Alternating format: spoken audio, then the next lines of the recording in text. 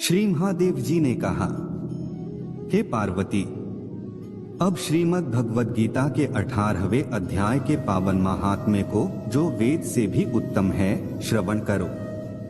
वह संपूर्ण शास्त्रों का सर्वस्व, कानों में पड़ा हुआ रसायन के समान तथा संसार के यातना जाल को छिन्न भिन्न करने वाला है। सिद्ध पुरुषों के लिए यह परम रहस्य की वस्तु है। इसमें अविद्या का नाश करने की पूर्ण क्षमता है। यह भगवान विष्णु की चेतना तथा सर्वश्रेष्ठ परमपद है। इतना ही नहीं, यह विवेकमयी लता का मूल, काम, क्रोध और मद को नष्ट करने वाला, इंद्र आदि देवताओं के चित्त का विश्राम मंदिर तथा सनक सनंदन आदि महायोगियों का मनोरंजन करने वाला है। इसके पाठ मात्र से यमदूतों की गर्जना बंद हो जाती है।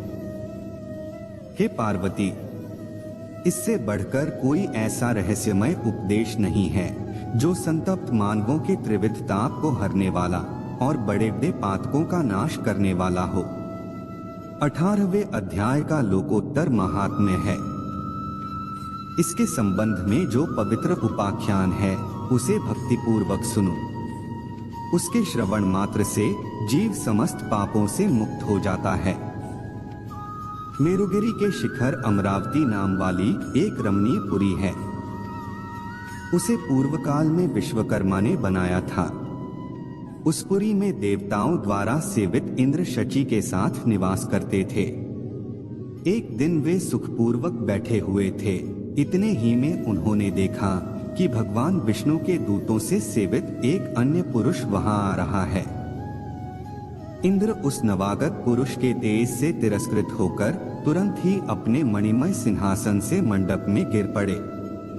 तब इंद्र के सेवकों ने देवलोक के साम्राज्य का मुकुट इस नूतन इंद्र के मस्तक पर रख दिया। फिर तो दिव्य गीत गाती हुई देवांगनाओं के साथ सब देवता उनकी आरती उतारने लगे। ऋषियों ने वेद मंत्रों का उच्चारण करके उन्हें अनेक आशीर्वाद दिए। गंधर्वों का ललित स्वर में मंगलमय गान होने लगा। इस प्रकार इस नवीन इंद्र का 100 यज्ञों का अनुष्ठान किए बिना ही नाना प्रकार के उत्सवों से सेवित देखकर पुराने इंद्र को बड़ा विस्मय हुआ। वे सोचने लगे, इसने तो मार्ग में न कभी प्याऊ बनवाए हैं, न पोखरे खुदवाए हैं और न पथिकों को विश्राम देने वाले बड़े बड़े वृक्ष ही लगवाए हैं। अकाल पड़ने पर अन्नदान के द्वारा इसने प्राणियों का सत्कार भी नहीं किया है। इसके द्वारा तीर्थों में सत्र और गांवों में यज्ञ का अनुष्ठान भी नहीं हुआ है। फिर इसने यहाँ भाग्य की दी हुई ये सारी वस्तुएं कैसे प्राप्त की हैं? इस चिंता से व्याकुल होकर इंद्र भगवान विष्णु से पूछने के लिए प्रेम पूर्वक क्षीरसागर के तट पर गए और वहां अकस्मात अपने साम्राज्य से भ्रष्ट होने का दुख निवेदन करते हुए बोले, हे लक्ष्मीकांत, मैंने पूर्व काल में आपकी प्रसन्नता के लिए 100 यज्ञों का अनुष्ठान किया था। उसी के पुण्य से मुझे इंद्रपद की प्राप्ति हुई थी, किंतु इस समय स्वर्ग में कोई दूसरा ही इंद्र अधिकार जमाए बैठा है। उसने तो न कभी धर्म का अनुष्ठान किया है, न यज्ञों का। फिर उसने मेरे दिव्य सिंहासन पर कैसे अधिकार जमाया है? श्री भगवान बोले, हे इंद्र, वह गीता के 18वें अध्याय में से 5 श्लोकों का प्रतिदिन पाठ करता है।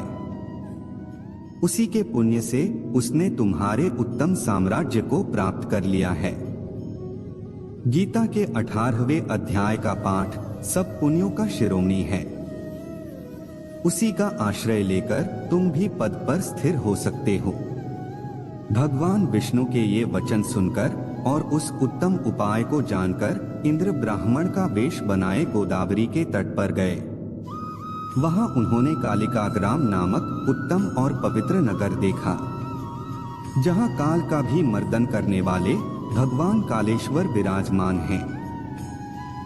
वही गोदावर तट पर एक परम धर्मात्मा ब्राह्मण बैठे थे, जो बड़े ही दयालु और वेदों के पारंगत विद्वान थे। वे अपने मन को वश में करके प्रतिदिन गीता के 18वें अध्याय का स्वाध्याय किया करते थे। उन्हें देखकर इंद्र ने बड़ी प्रसन्नता के साथ उनके दोनों चरणों में मस्तक झुकाया और उन्हीं 18वें अध्याय को पढ़ा। फिर उसी के पुण्य से उन्होंने श्री विष्णु का सायुज्य प्राप्त कर लिया। इंद्र आदि देवताओं का पद बहुत ही छोटा है।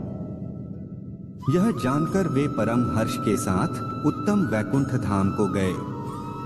अत यह अध्याय मुनियों के लिए श्रेष्ठ परम तत्व है।